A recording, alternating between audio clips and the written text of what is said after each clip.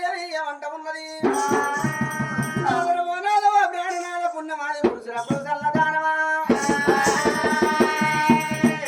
బిడ్డల తోడ మనకు ఒక్క కొడుకు పుట్టిండు కొడుకు మంచి గడియల పుట్టిండా గడియల పుట్టిండా అందుకే అన్నరయ్య గర్భాన పుట్టిన కన్న కొడుకుల పేరు గాని బిడ్డల పేరు గాని కన్న తల్లిదండ్రులు పెట్టుకుంటే వాళ్ళకు వరద ఆయుసన్నరయ్యా నలుగురు బట్టి వాళ్ళ బామ్మల్లో పిలిపించి ఉన్నారా